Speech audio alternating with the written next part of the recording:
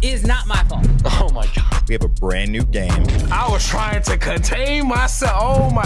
Let's go option 1, not safe. These are insane. And Brandon keep killing it.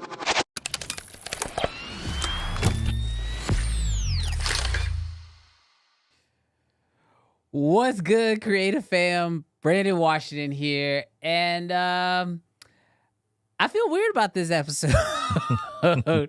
I feel weird today because if you guys were here last week, you would have heard us talk a lot about Canon. You would have heard us talk a lot about Canon and a lot of our excitement about what was going on. But yeah, we're in a different week now. We are in a different week now, and I know you guys are excited because I've got my good friend and co-host, Jarrell. What's up, bro? How you doing, Brandon? Man, chat. No.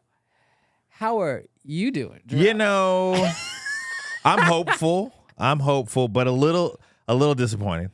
Are you a little Just a little. Look, guys, we got a crazy show for you guys today. So much camera news came out, but at the same time, it feels like no camera news came out. What you already knew. Now came out. Dude, we got so much to talk about. But let us know in the chat how you guys feeling about the new Canon news or the lack thereof Canon news. We're going to jump into that. Also, we had some other cameras that got announced this week, which was pretty awesome. Little Fuji. Yeah, a little Fuji action. Yeah. Sony, finally, we talked last week. We're like, hey, Sony, where you at? They showed up. Yep. In a way that nobody was expecting, nor do I think anybody will appreciate. And then, we also got a little bit of lens news coming out. So, yeah. It's been a week. Yes. It has been a week. Well, let's jump into the R1. Oh, are you ready? Let's jump into it. Are you ready, though? Yeah. Are you sure? Yeah. I feel like people are... Thankfully, this is what happened, all right? Let's paint the story for I people. woke up Okay. so excited, like it was going to be Christmas morning. Yeah. It's supposed to be May 15th. It's supposed to be R1 announcement day. That's the day. And then our good friend Travis sent us a video from Peter McKinnon. Yes. And honestly, I wasn't even in the mood to watch a video. Right. I just wanted to know what is it? Yeah. And then Brandon, you can take it from there. Canon basically said, we would like to announce the R1. It exists, and it has autofocus. And the funny thing is it's like, bro, did we not know that? Bro, was that a not known thing? Look, I think a lot of people were a little shocked by the lack thereof information that we got from Canon. But here's the thing for me. We all knew that the R1 was coming, but technically Canon had never... I mean, I guess they did say that when the R3 came out. So we already knew... This was not the flagship. This was not the flagship. Yeah. But we knew it was coming, but Canon had never said it. Mm-hmm. But I think Canon shooters and fanboys and people who just love gear like this, they were so excited about the possibility of this camera officially being announced and getting actual specs and seeing, like, what does a Canon flagship look like, that when we got this news... I feel like a lot of people were a little upset. A little upset. But I will say somebody saved the day. Some employee that probably got fired. Oh, I know exactly what you're talking saved the day. Okay, so I got to pull up my phone for this one because I got to give a shout out to somebody. Because I was over on Instagram, right? I was doing my, just normal everyday stuff. Christopher Berry. So he DMs me on Instagram and he goes, have you seen the R1? And of course, at this point, I've already posted a reel. And I'm like, yeah, of course I've seen the R1. And he's like, no, did you see that Adorama accidentally published the webpage? Dude, somebody out there got fired for sure. Like, somebody at Adorama. Who hit publish? Yes. Like, who hit publish instead of save on the Squarespace website? So shout outs to you. You probably don't have a job, and that actually does suck. So that does suck. We are I feel bad for that person. We are not celebrating your loss, but we are thankful for That your we sacrifice. got a little something. So so I actually got a chance to not only like before the website got taken down, because if you go to Adorama's website now, it's gone. They figured it out, it's gone. But before then, I hopped on there real quick and just started taking some screenshots. And sadly, there still wasn't a whole lot to show. More than Canon's announcement. For sure. And so, like, here's my thought. By the way, my son's in the chat. What's up, Jensen? I see you, bud. But while we don't really know too much, here is what we did get from Adorama. So they did say that it will have high-speed autofocus and exposure enhanced by AI recognition. Now, this is something that I think we talked about early on in the year. I am convinced that AI will be jumping into cameras, like, basically for the foreseeable future. Sony started it off with their AI autofocus with the ZVE1, and now Canon saying that they will have some type of AI integration. I think that's absolutely What do you normal. think this is? Do you think that this is like a HDR 2.0? So here's my only problem. The way that it looked like Sony implemented it was just that, like, the AI could automatically make smarter changes based off of what the camera is seeing. Mm-hmm. But I feel like that's a very auto feature. Like, even inside of the ZVE1 on Sony's camera, you could only utilize a lot of those features when shooting in auto, which most professionals are not going to do. So for me, that's a little weird to see that in an R1, which is definitely more so catered towards professionals, right? But now let's take a look at some of the other features. They say that moving objects trajectory prediction. So this is where I think the AI autofocus stuff is going to come into play, where it's going to know sort of like who you're trying to focus on and be able to follow them through a scene. Now, the R3 kind of does this on a lesser extent. Like, I've heard, like, in weddings, you can take a picture of someone and you can kind of log them in a directory. Is that right, Brandon? Yeah. So, and then it will know that, like, if you take a picture of the bride and then you log her profile in, if it sees the bride in the photo, it will autofocus to that person. You can set priority based off of an actual face is basically the idea, which I think is a good idea. So just kind of like, just something that's nice to have. And if the autofocus can sort of do that, I think that's going to help out a lot. That's cool.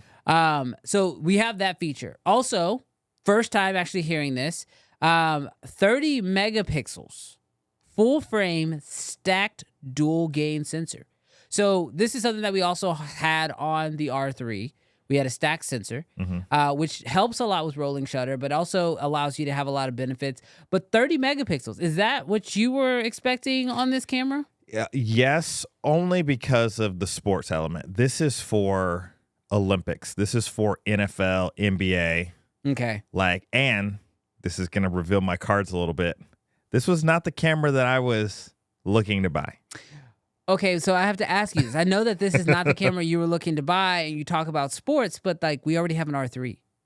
Why are we not just getting an R3 Mark II, or did they just want to use the number one for marketing? So here's the deal. It has been 4 years, January 2020, since they have released a flagship model. What does that mean? We have been what do you the mean, 1DX flagship? Mark III. Oh, okay. Yeah, I know. It's been 4 years. So here's the deal. The question that you just raised, the reality is this better be hot fire. Well, hopefully it's not too hot fire. It better be hot. It better be so. It's got to dust the R3. It's got to not only beat the Sony A1, but it's also got to beat the Nikon Z9. Okay. And not just those, but their Gen 2s, because obviously at some point in time, the Z9 2 is coming out. Yep. And the Sony Alpha 1's coming out. And so it's got to be, the reason why they came with the R1 is because it has to be, if they want it to be successful, the king of the mountain. Well, here's another crazy spec that I saw on here. Up to 120 frames per second, full featured, continuous shooting. So here's the thing about full featured. On the R3, it can shoot up to 120 frames per second, photos, but it can only do 50 photos bursts, and you lose autofocus. Yes. So when I saw this on the site and it says full featured, I'm like, okay, what do you mean full featured? Because you've given us some crazy high frame rate photography in the past, but then you like neuter it.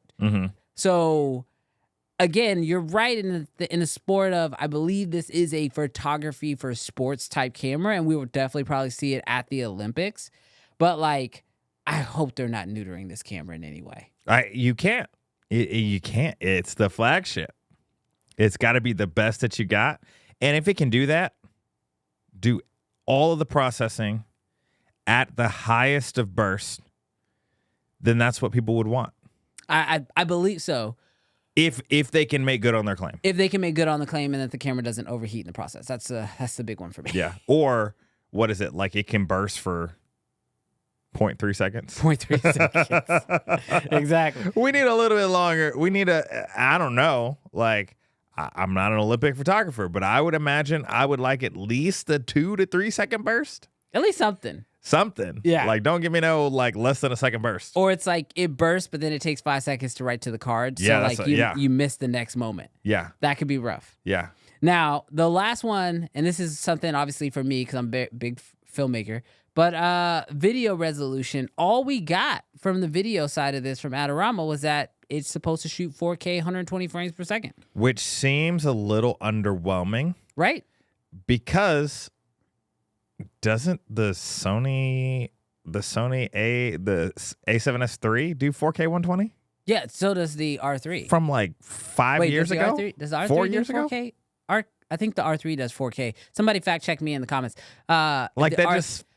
It feels dated. So this is why the megapixel thing for me was so shocking. 30 megapixels, that makes sense. Like, you're not going to be able to pull 8K out of that. So that's why I was like, even though this is supposed to be a photography camera, I just was expecting higher megapixels to at least get us to that 8K video. Yeah. But then, because it's the R1, it's supposed to dust the world, that you still get all those amazing photography, sports features built into it. Yeah. No, I would have, and I don't know, there's probably physics in this and people that are smarter. I would have assumed you were doing 4K 240. 4K 240. That could work. I would have imagined like you would have pushed the bar further than in the video realm. But maybe they know. The people that are buying this, they ain't shooting no video. Yeah. Travis says the R3 and R5 already do 4K 120. Yeah. And then he said maybe it could have done 6K 120. I could have taken, like, at 30 megapixels, yeah, you could have definitely done 6K. But I imagine, and maybe the Olympic photographer is changing. I just imagine, bro, they're there for a purpose. Yeah. And that purpose is probably not video. Yeah, maybe. Which leads us Oh gosh. to maybe a second announcement. Oh my gosh. Okay. Before we get into your second announcement, let's go to the comment section. Let's see what other people are thinking. While you do pull up some comments, I want to see what other people are thinking, because sometimes we get on here and we think that, you know, Oh, yeah, wow. we're kind of on the right page, but I like to get a pulse from the audience to see, are they agreeing with us? Kind of a hot take. Okay. The fact that it's taken them so long for this R1, I'm more excited for the Z9 II and the A1 II. Hero shots. You just gotta wait. You just gotta hold on to hope. Hold on to hope. Look, I think what he's saying is something that Canon will have to deal with. Like, this is Canon's first flagship mirrorless camera, which is kind of nuts to think that, like, a company as established as Canon, who has had flagship DSLRs, but this is mirrorless. So this is throwing everything at the wall. Sony has had their oops moment with their flagship mirrorless camera with the original A1. You know what I mean?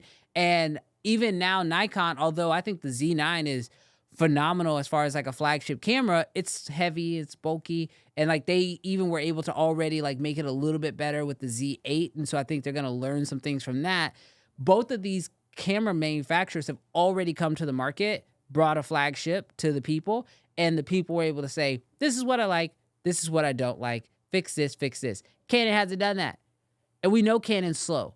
So I think to Hero Shot's point, this R1 is going to come out and it will have things that people want to see changed, but every Canon fanboy knows you're going to be waiting another 6 years before you see an R1 Mark II. This is going to sound like fanboy, and it's even going to sound like I'm aligned with Canon, but I was actually listening to Alex Hormozy. Okay. And he's dope, really dope. A lot of good business stuff. But I think the one thing that Canon probably did right that irritates the users the most is you had to start with the RP.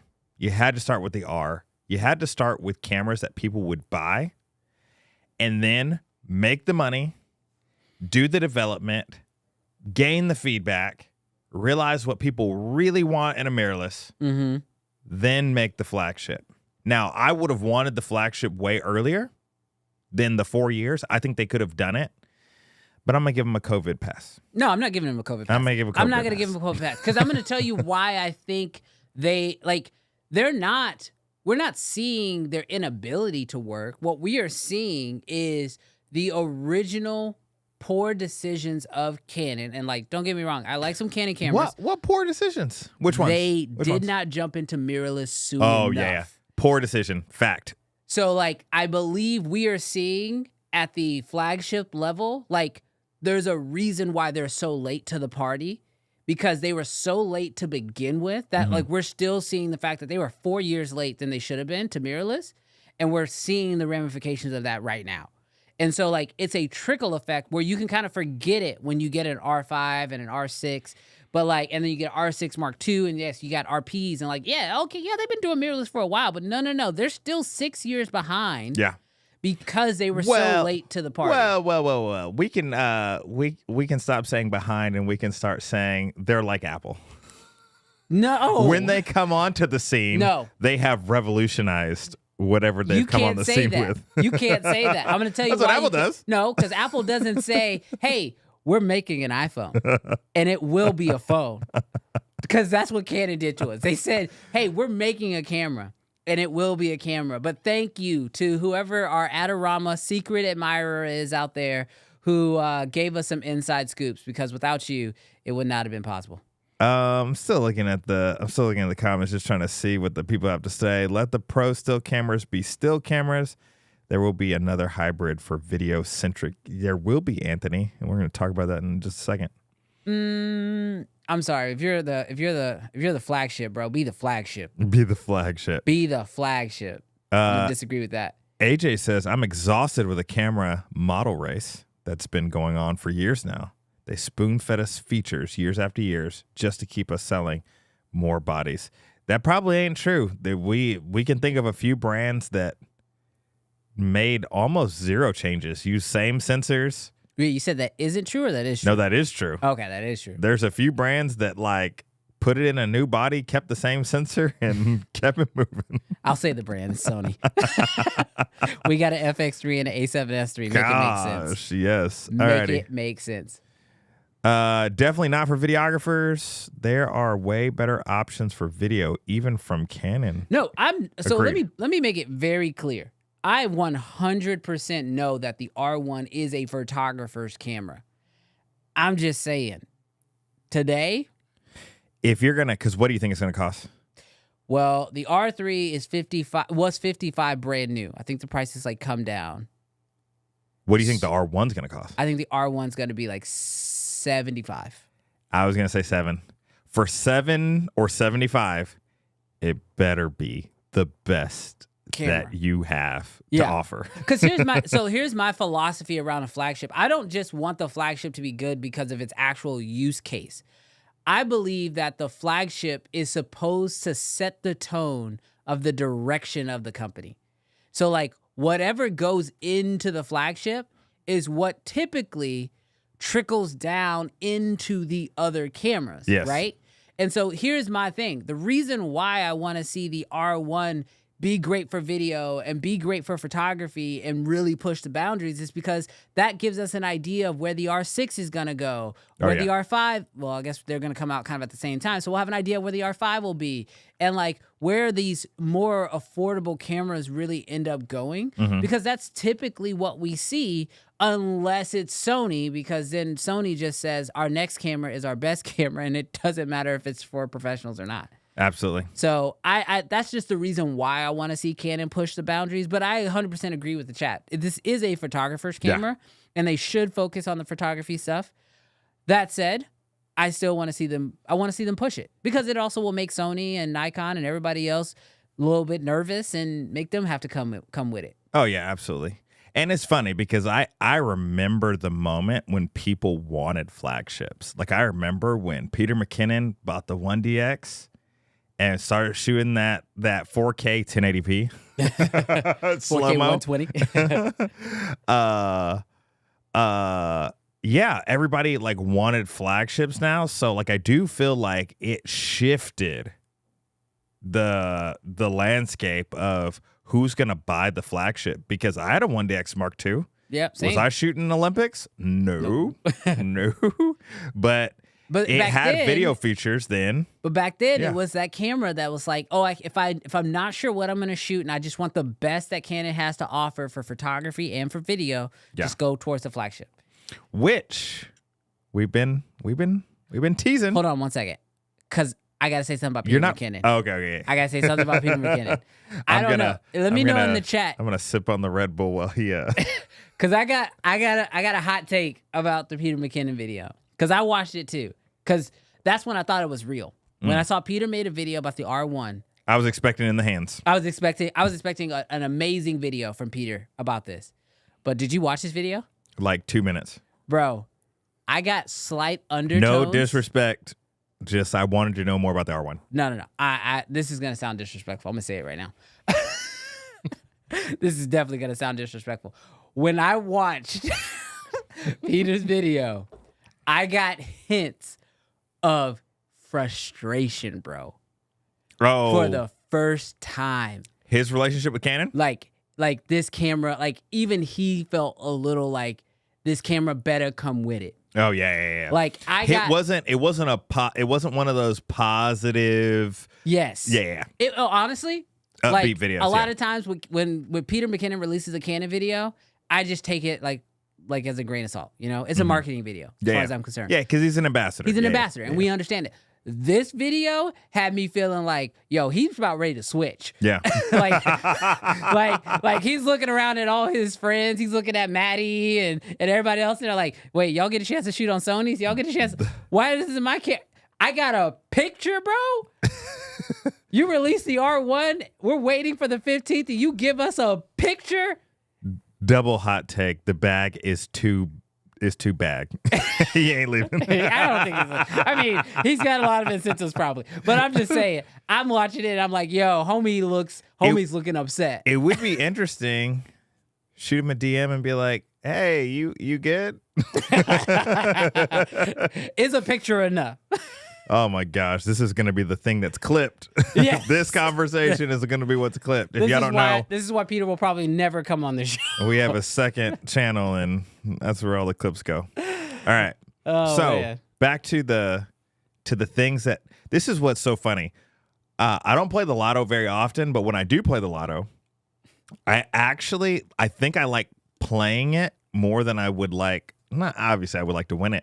But just the fact of playing it is like, oh, this is fun because I can hope for what's going to happen. So you're saying the hope is worth more than the bag?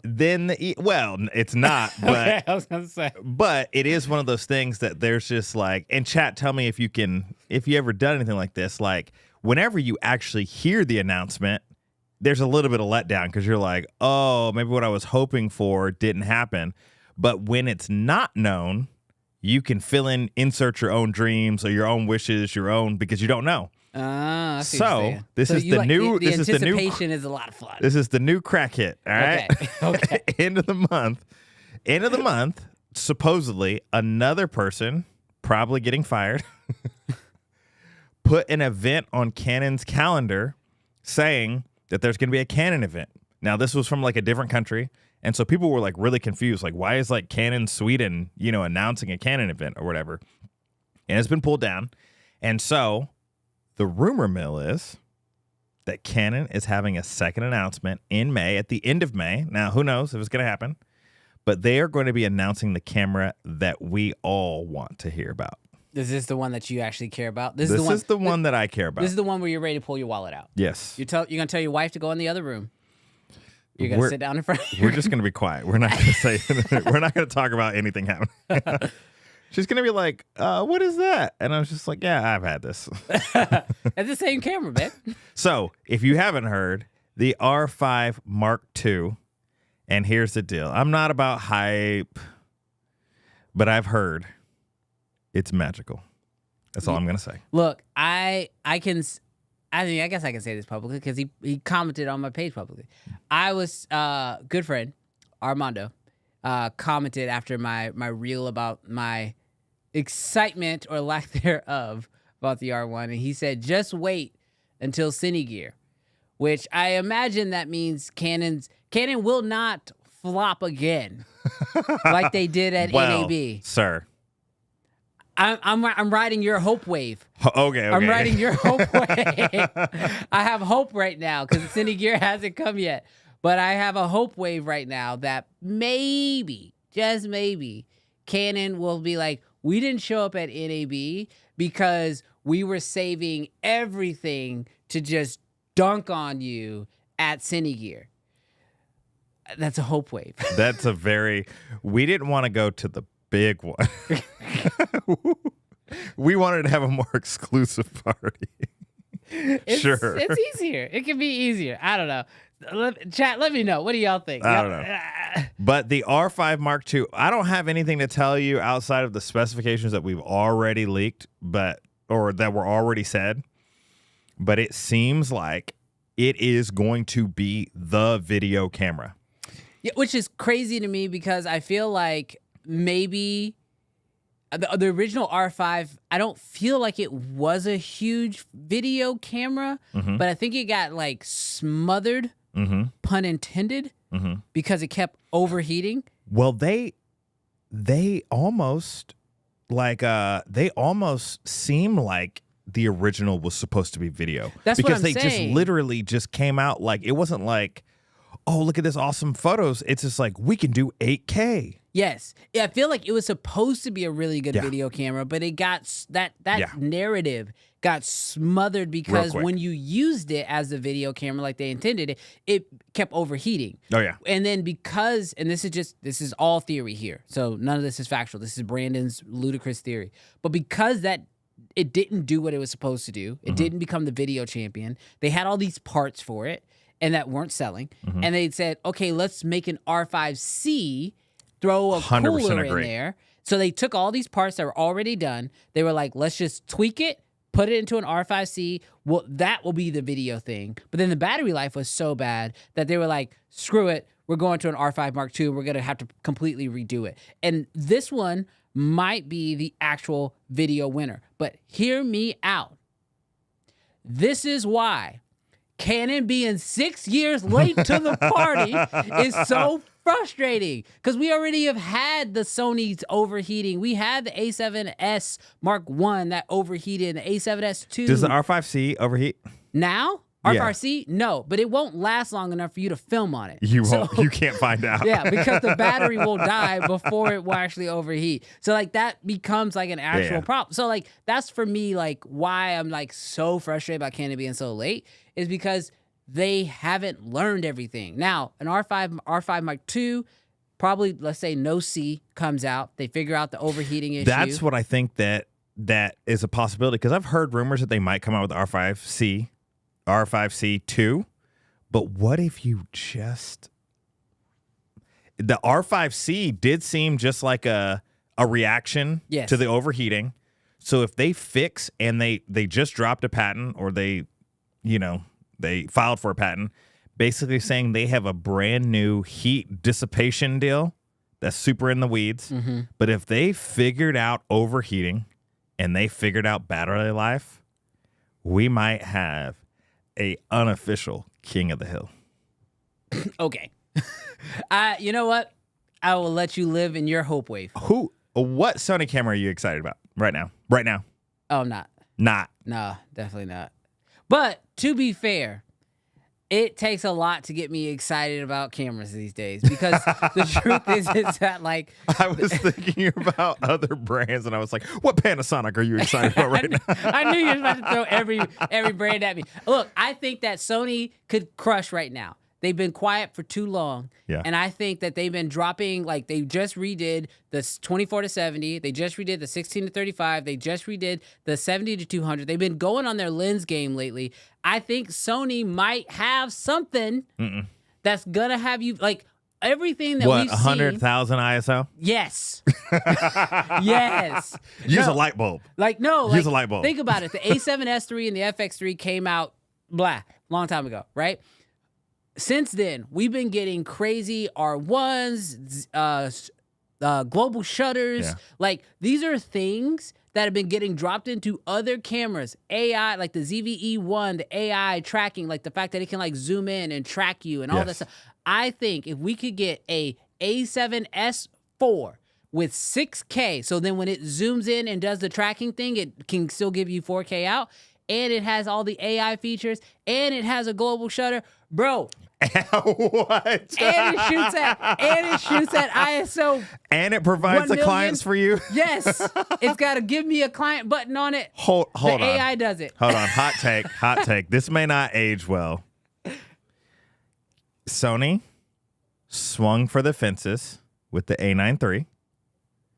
And I think that's for right now, it's his best shot. No. It's his best shot. No, because that's you can't have all of those things. You can't have all of those things at a price point for an A7S4. You can when you sell a million and a half ZVE ones that can a offload. Single soul shoot on that A9 III. No, not now. But what I'm saying is the technology goes in that. They learn from that. They hasn't been long enough. An A7S4. It hasn't been long enough, and it hasn't been profitable enough. Doesn't unless matter. Sony. The part is already in the bid. Otherwise. They already have the global shutter's already in the bid. It's in the bid. If we know anything about Sony, they have no problem grabbing a part from one camera that is true. and dropping it into another camera. We were just talking about the Komodo and the Komodo X, and you were like trying to like win me on how expensive things are. I do not think that they can drop the global shutter with its problems and image quality loss into a cheaper body. But those quality losses were primarily, if you watch Jared Undun's video, he talked about them mostly in photography. You throw that into a video-focused camera like an FX3 or an A7S III. 12 megapixels. They're going to bump the pixels up so that way it can get to 6K. Dude, I'm telling you. That's my guess. It's a hot take, but I think Sony swung for the fences, and in maybe 2 years, 3 years, like whatever, like I don't know how long, they will come out with something dope. Bro. Doper than the R5 Mark II. But the R5 right now is still just the R5. Because they overheat too. Sony overheats too. Take overheating off the deal.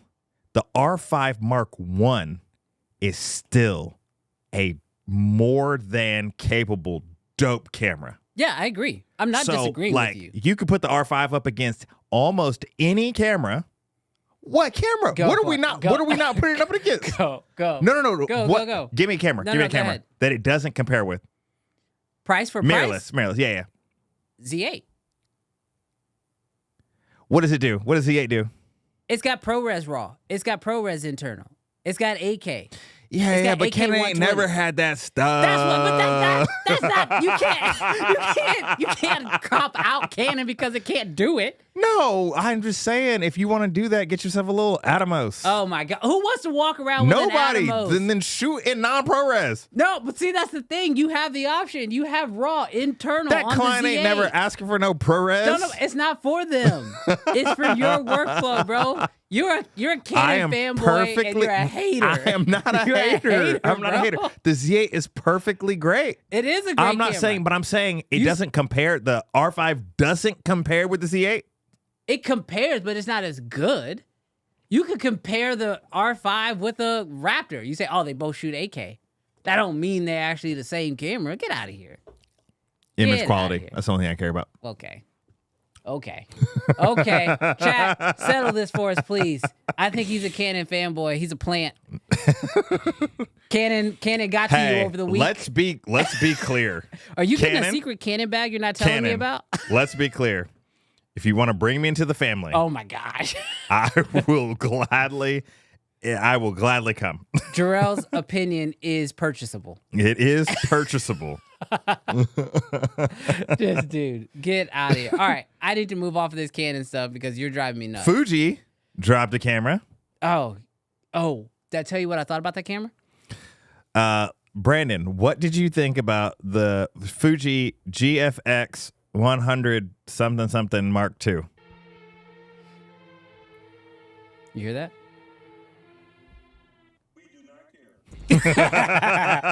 We do not care. Look, look,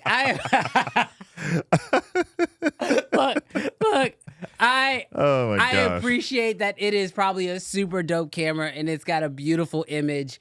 I don't care. I don't care. That's going to be a very Fuji has left the chat. unpopular opinion. I'm Do sorry. we have any Fuji shooters? And Marcus, if you is would Marcus like to, if you would like to convince us, actually, I think the images, looking at some of the thing, it does look really cool. I feel like what you might be hearing from us is we're not invested in that ecosystem. That's it. So trying to literally care about something that you would have to spend thousands of dollars just to even see an image. But in the process, lose thousands. Because if you switch systems, I mean, that's the biggest problem. I think that's what kills most people from like looking or jumping or really appreciating other cameras. Is like for you, you're a Canon fanboy, right? So I would hold like on. you No, to no, no, drop Let me finish. fanboy. I'm a Canon professional. I thought last week you said you weren't a pro because your cameras No, aren't pro. I said the camera was not pro. Yeah, whatever. I do not care about that statement. No, I think that because it's so expensive to jump systems at this point. Oh, yeah. Like for me, it's not that the Fuji cameras are not good, that medium format doesn't have its benefits. Like I've seen the images. They look great. It's just to get into that system. Yeah. It's kind of like when Nikon only had the Z9, right? Like when Nikon had the Z9, I reviewed it on my channel. I told Nikon, even talked to them personally and was like, look, fantastic camera. I cannot care about your system when this is what you have for me right now. The problem, and like Nikon actually like acknowledged that, came out with the Z8, then it came out with the ZF, which was kind of a weird misstep. But like, I feel like when it comes to Fuji, I can't really get excited about their other cameras. So this new flagship, as amazing as it is, and probably like the images are untouchable, like if I even want to play around with it, like I gotta get new lenses and I gotta get the body, and it just became so much for me.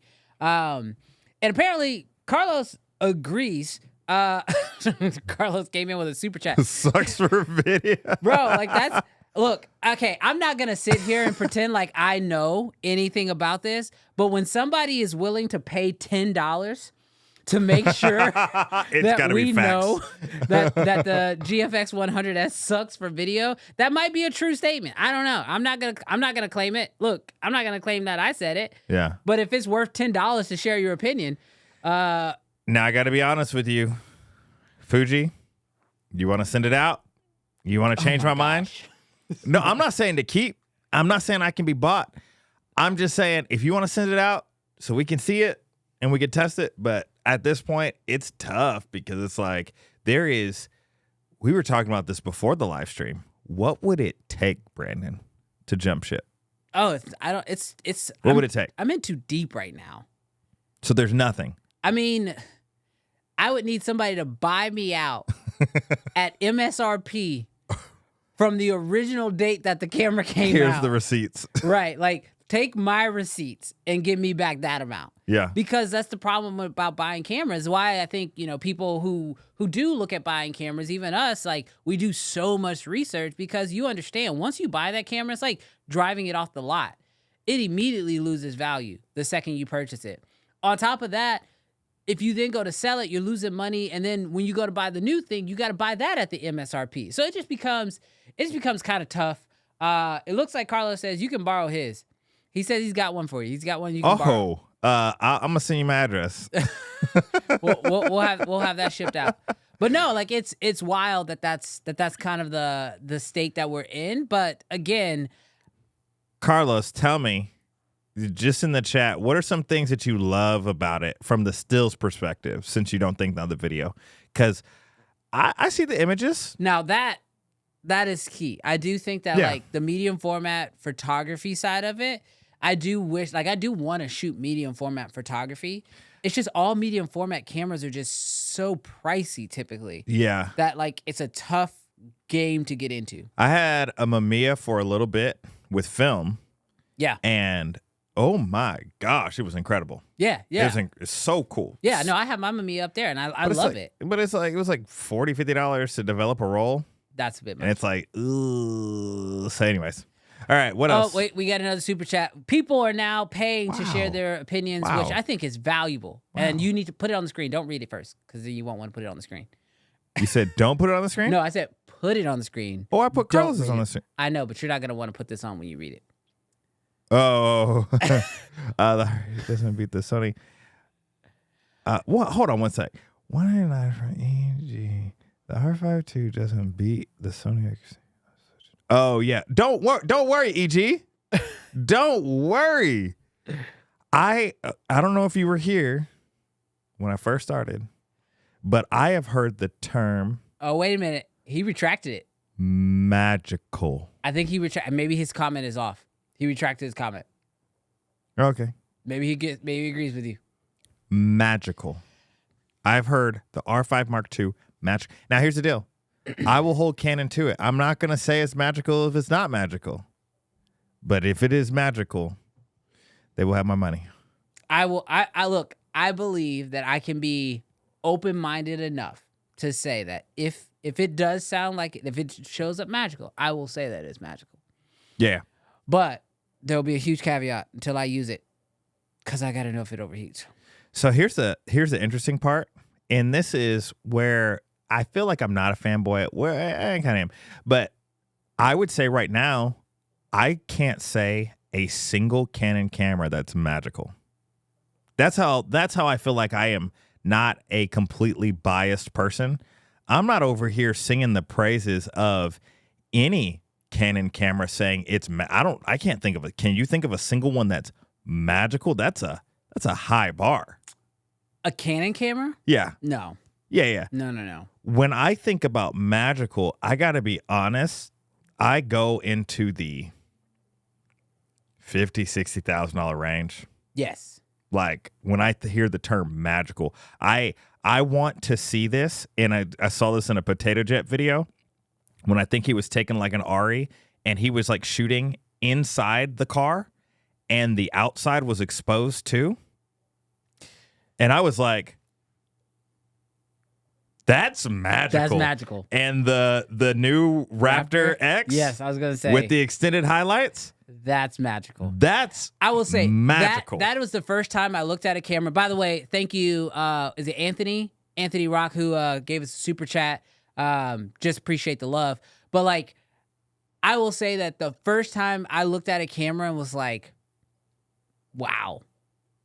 Like my mind was blown, was the Raptor X, because not only that did it have the extended highlights, but it was something you could turn on and post, bro. Mm-hmm. Blew my mind. Mm-hmm. That's kind of their deal, though.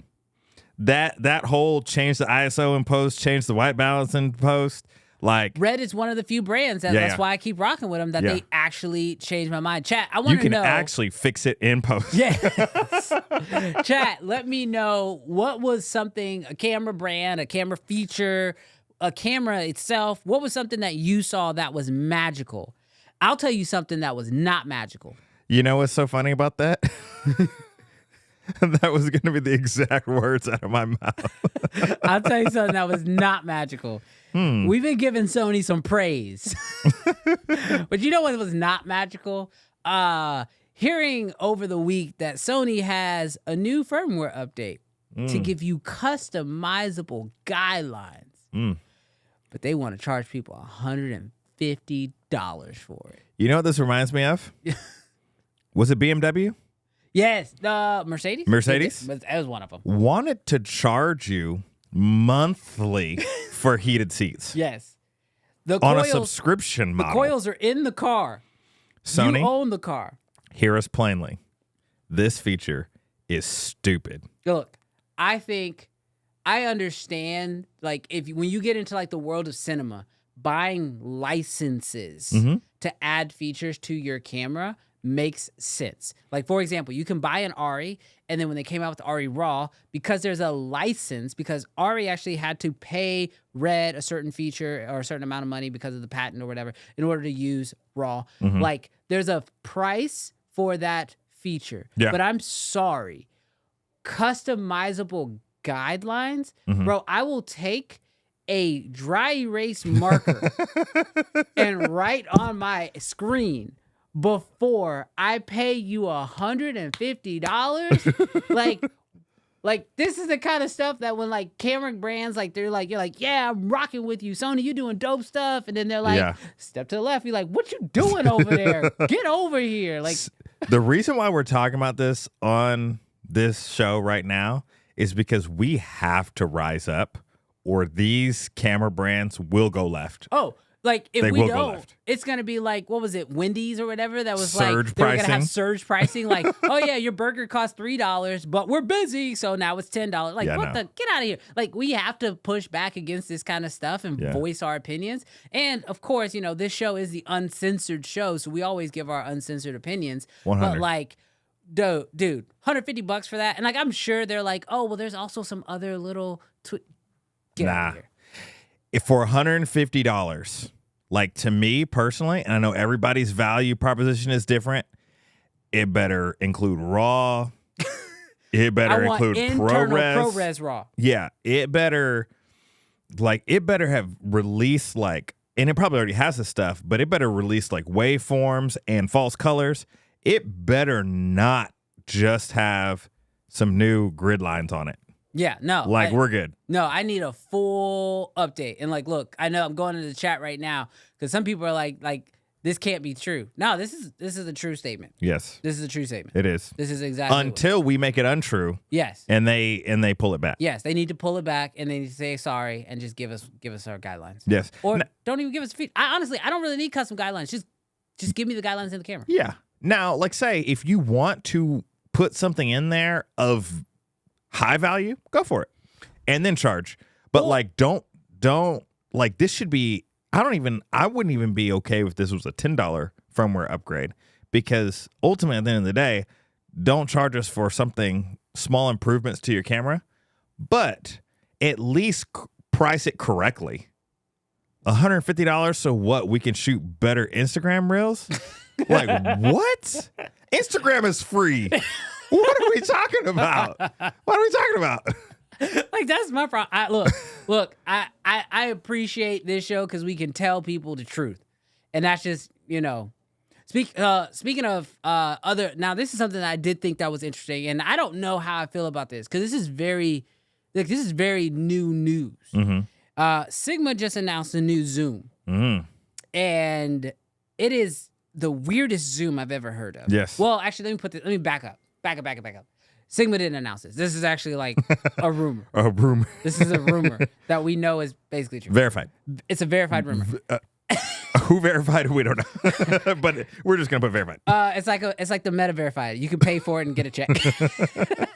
But Sigma is supposed to be announcing a 28 to 45 full frame zoom.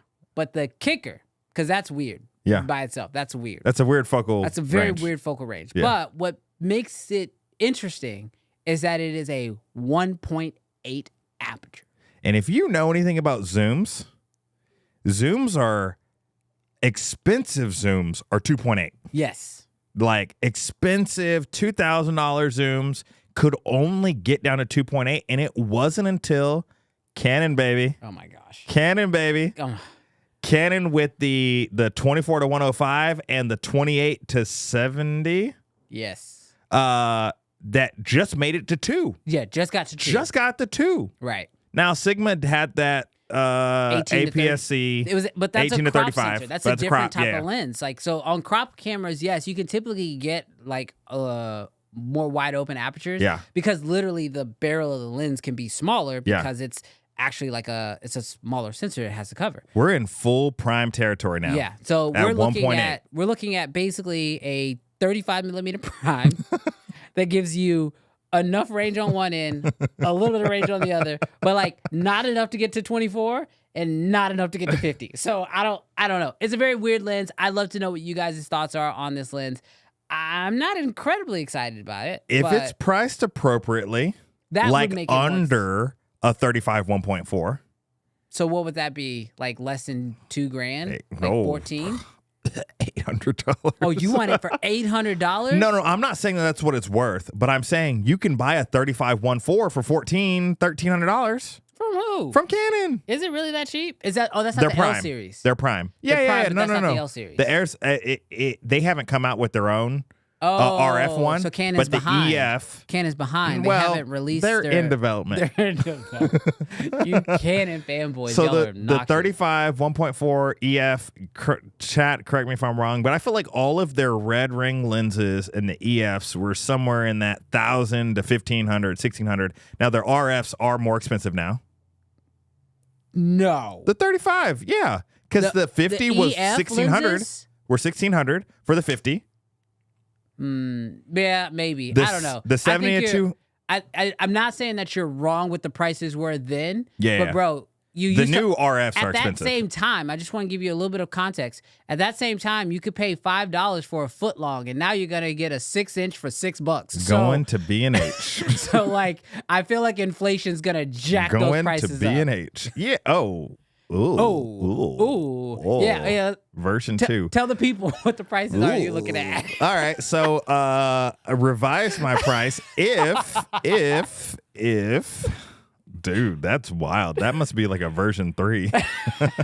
Giving that version 1. Exactly. Giving that Tamron pricing. That's what I'm saying. These lenses are pricey. So if it's $1,500, we ain't buying it. I'm not buying it. No, I'm not buying it. But I believe that this lens will be really good for Panasonic shooters because it's going to probably have that L mount because Sigma's part of that L mount alliance stuff. And then you also have probably Sony. And so I think at 1.8, it's definitely an interesting lens. If it was, what is their 18 to 35? I feel like 18 to if 35, I think is like around $1,400.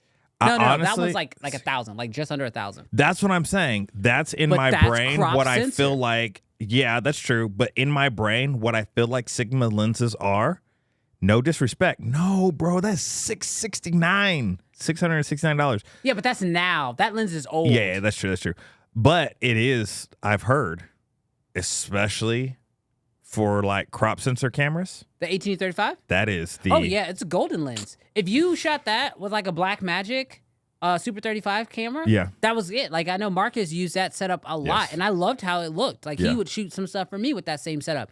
It's a If golden they lens. price it sub 1,000, that thing is gonna rip. I don't think it's going to rip. I think If it's still they- too weird. Yeah, it is weird. And I feel like you would have to do a lot of marketing being like, it's not a 50, it's not a 24, but it's for the people that need just a little on either side. I feel like it would rip if it's in the correct price point. But if it starts approaching a prime lens cost, what it costs? Nah, pass. Well, I'm going to hit up in here because the chat is letting us know a couple things. You got to stop taking my mouse. Oh.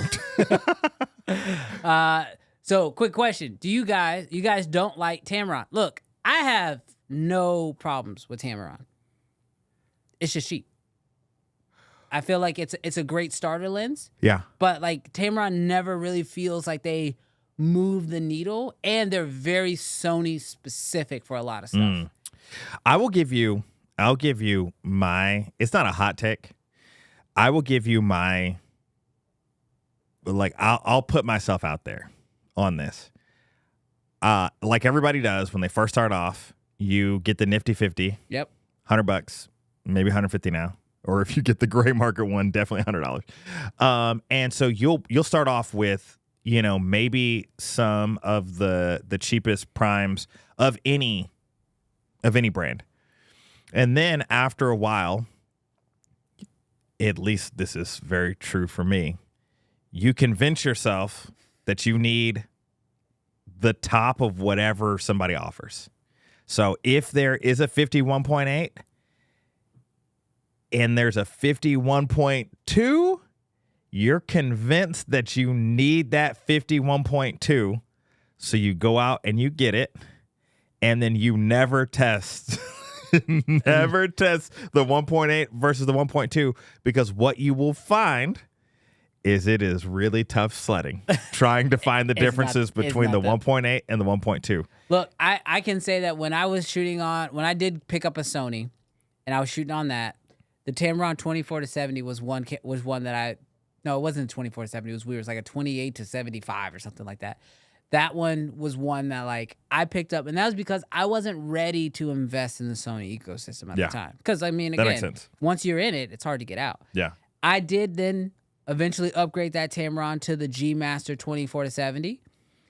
Currently, I own no Sony camera bodies, but I'm still stuck with that 24-70 lens that like I pretty much just loaned to a friend of mine who shoots Sony, and I was like, just hold it. I got no use for it. Yeah. Because you just get stuck. Yeah. But with the Tamron lenses, or even with the Sigma lens that we were talking about, those are lenses that I feel like people can invest in, and then they can also sell fairly quickly. Because like I sold the Tamron one fairly easily because it's in that price point where people are like, I want to get a good lens, or I need that focal range, but I'm not quite ready to spend a lot of money on it. Yeah. Now, this brings up a question that you actually asked me, and this is kind of the last little topic that I'd love to discuss today as we kind of talk a lot about gear. Like we've talked a lot about gear in this show. And I was on Threads, which is probably like a weird sentence to say because I don't know if anybody actually uses Threads. But I was on Threads. Will Threads survive? Yeah, I don't think it costs. They're not developing it, so it's not like they're spending any money on it. The code's written. They're just letting it ride. But I was on Threads, and Sony, of all people, Sony Alpha, commented, "Where do you get your camera news from?" Which I thought was a very smart play, you know, because they have a lot of followers naturally because all the Sony fans actually follow them for the news. And they were able to ask the people on Threads, where do they get their news from? And I was reading it naturally as somebody who creates content. So I'd love to know from you guys in the chat right now. Do me a huge favor. Even if you're somebody who typically doesn't engage in the chat, do me a huge favor. Hop in the chat and just answer the question, where do you get your camera news from? But they asked, where do you get your camera news from? So I went through reading it, and some of the answers I got were very interesting, but it made me start thinking, based off of some of the people's answers, that like people were kind of categorizing where they get their news. Like they were like, oh, if I want to just learn the features or see what the camera can do, then I'll go to YouTube. But then if I want to know like an actual breakdown of like how the camera works and get the detail, unanimously, Gerald Undone. But then it was like, if I want to buy the camera, then it became, I go to a trusted source. And it was like blogs, but not very many YouTubers, which made me wonder, can you trust YouTubers on gear reviews and gear videos? And like, where does that trust lie? So that was just like a huge topic that kind of came to my mind as someone who I kind of do a little bit of both. Like, I mean, I feel like we're very honest here on the Uncensored Show because we'll praise a brand for one thing 1 second and then get on to them about another thing at another place. But I just really was like open to that question. And I know you don't make like gear videos. We talk about them here on the podcast. Yeah. But like, how do you feel like when it comes to like gear videos on YouTube and getting your information? Yeah, no. So it's really been funny. Like to me, I've got a set of websites that I go to almost every day. I will go to F-Stoppers. I'll go to No Film School. I will go to Canon Rumors. I'll go to Sony Alpha Rumors. and I will visit those websites just to kind of keep a pulse on what's going on.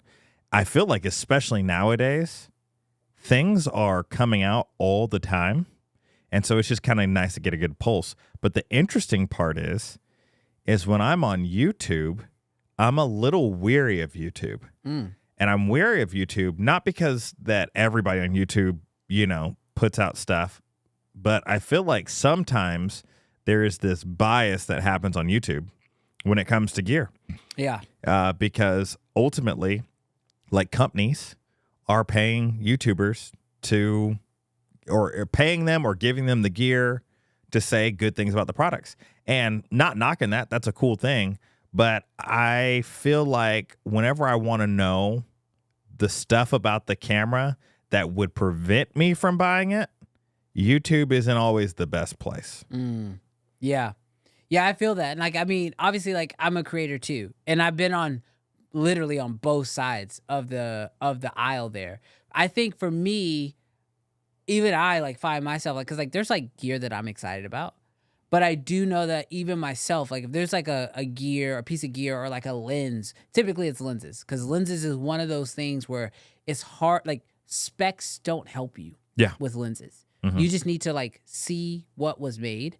9 times out of 10, when it comes to like things like lenses, I'm just looking at the images, but I also have to trust that the person who's using the gear knows what they're doing. Because I can be like, I think I've gone on record of saying this before, but like when the Komodo first came out, the OG Komodo first came out, I was really excited about it until I went to YouTube and I saw a lot of people shooting with red for the first time.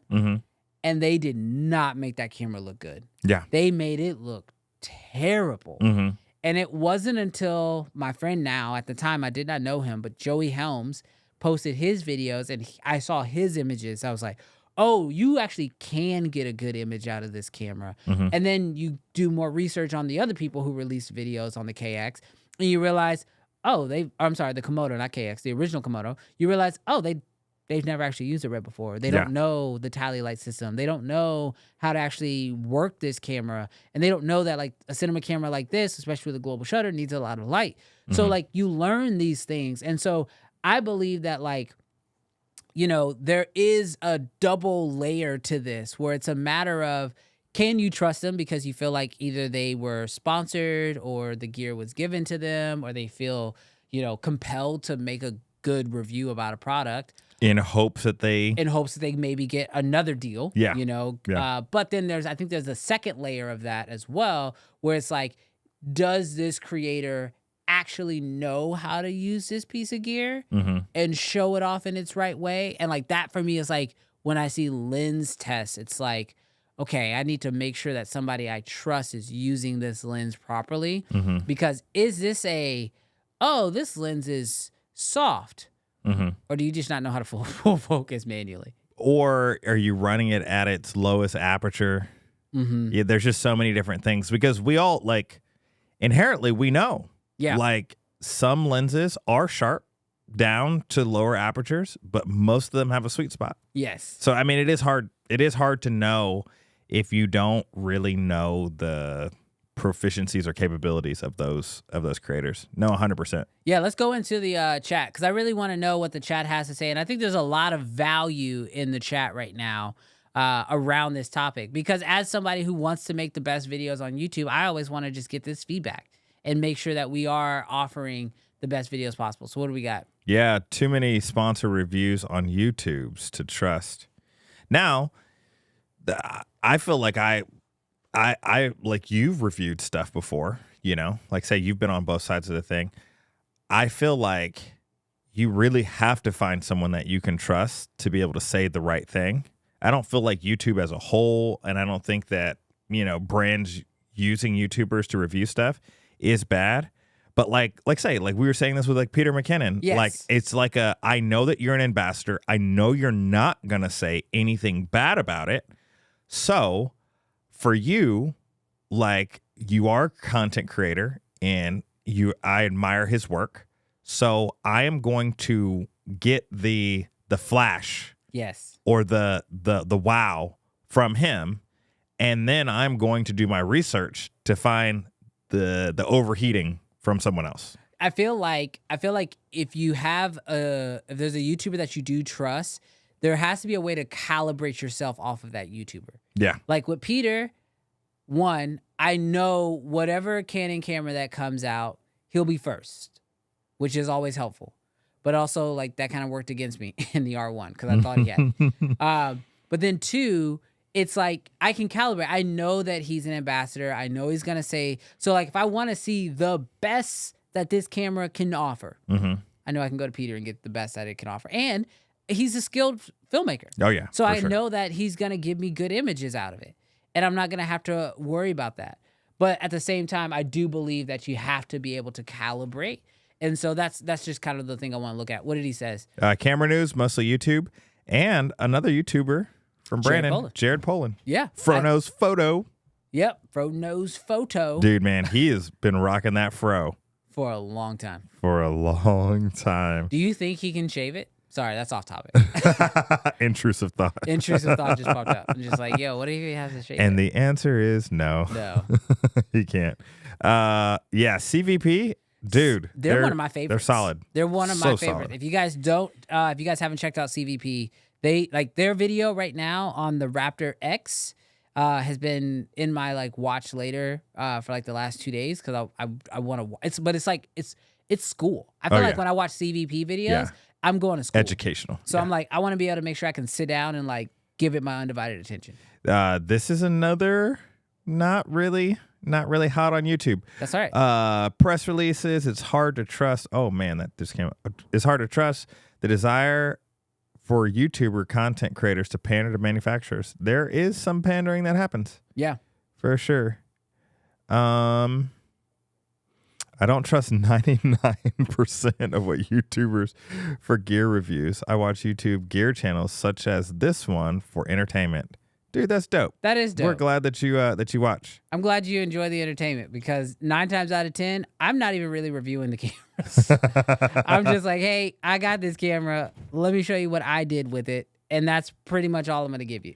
Dude, it sounds like there's a pretty consistent theme. YouTube for entertainment about cameras. Your live streams are the best for me to try. Always to be in live. Well, dude, we appreciate it when you do show up live. Yes. Get a chance to be a part of the conversation. At least that's what we try to do. We try to let people be a part of the conversation. But yeah, no, I feel like I'm glad we had this conversation. I mean, like, this is the uncensored show, and so I want that feedback, and I think we should have that feedback, and I also want this, like, capsulated for other creators to take a look at, because I think as creators on this platform, we owe it to the people who watch us or who come to us for advice on what to buy or whatnot to give them either honest opinions or, as we call it, uncensored opinions. Play on word there. If you know, you know.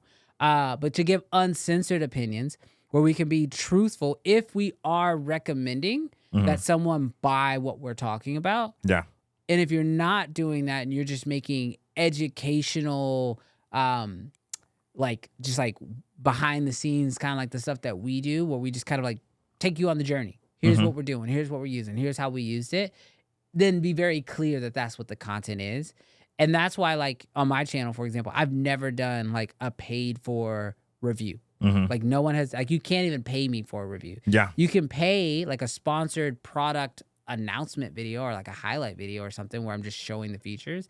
But I also try to be very clear in those videos that that's exactly what's happening. Yeah, for sure. I think it's important that, like, people have that gauge, and so I just wanted to take a moment because I thought that was a really interesting question for Sony to ask, and it like triggered something in my brain. I was like, yeah, I wonder where do people kind of draw the line when it comes to like listening to YouTubers and getting that feedback, because we all know when Sony does drop. Because there's 15,000 people. Chat, look me in the face.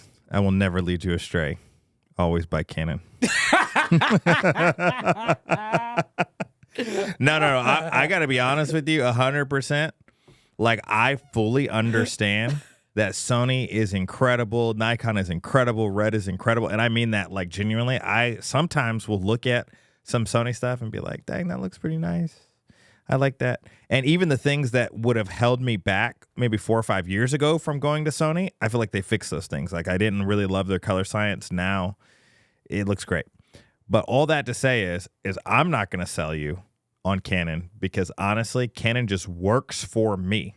I have Canon lenses, I have Canon bodies, and so I will tell you if I like what they have, but if you have something else, I will tell you the same thing. There ain't nothing like they would have a camera from Mars would have to come down that was 20K with ultra compression, literally just perfect camera, 30 stops of dynamic range. It would have to be incredible to get me to switch at this point. We're $35,000 deep in Canon stuff. We ain't jumping ship now. Well, chat, let us know, what are you guys most excited about now? I think it's been a great week. It has been a fantastic week. The news, I think, is only going to continue to get bigger and better. And I can't personally wait to see when Jarrell's Canon R5 II actually does show up.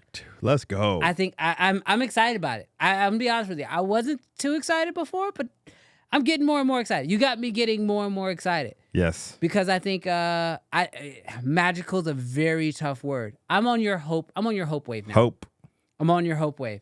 All right, chat. Thank you guys so much for tuning in to this week's episode of Uncensored. Do us a huge favor if you haven't already. Hit the subscribe button on your way out. Also, hit that thumbs up button. Let us know, let the algorithm know that you actually enjoy what we do here, because we're going to just kind of keep trying to do it. Make sure that we keep crushing it for you guys. But yeah, thank you guys so much for tuning in. We'll catch you guys in the next one. Last words? Peace. Peace out.